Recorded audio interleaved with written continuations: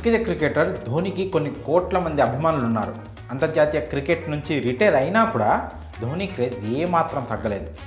ప్రపంచవ్యాప్తంగా చాలామంది ఫ్యాన్స్ ధోనిని అభిమానిస్తుంటారు.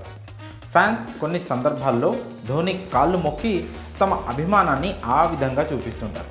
అయితే ధోనికి కేవలం సాధారణ ప్రేక్షకుల్లోనే కాదు, అంతర్జాతీయ క్రికెటర్లు సైతం ఆరాధ్య క్రికెటర్గా, అభిమాన ఆటగాడిగా ధోనిని ఆరాధిస్తారు, అభిమానిస్తారు. అలాంటి వారిలో శ్రీలంక క్రికెటర్ మతీష పతిరానా కూడా ఒకరంటూ తన అభిమానాన్ని చూపిస్తూ పతిరానా ధోని కాళ్ళు మొక్కి ఆశీర్వాదం తీసుకున్నాడంటూ 2 రోజులుగా ఓ వీడియో సోషల్ మీడియాలో తెగ వైరల్ అవుతోంది. Chennai super Kings, Gujarat Titans మధ్య మంగళవారం చెన్నైలోని చిదంబరం క్రికెట్ స్టేడియంలో జరిగిన మ్యాచ్లో చోటు చేసుకున్న ఆ సంఘటనకు సంబంధించిన వీడియో చూసి చాలామంది పతిరానా ధోని కాళ్ళు మొక్కి దీవెనలు తీసుకున్నాడు అంటూ పేర్కొంటున్నారు.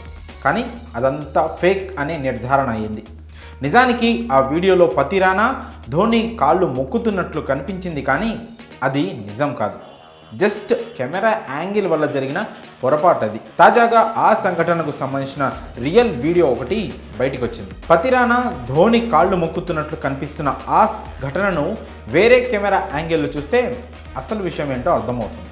అసలు అక్కడ ధోని కాళ్ళు అతను మొక్కనే లేదు సరికదా, కనీసం ధోనికి దగ్గరగా కూడా లేడు.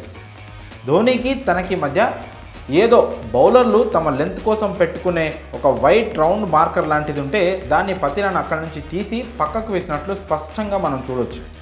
ఆ సమయంలో కెమెరా యాంగిల్ అంటే పతిరానా వైపు నుంచి చూస్తే అతను ధోని కాళ్ళు మొక్కుతున్నట్లు కనిపిస్తోంది.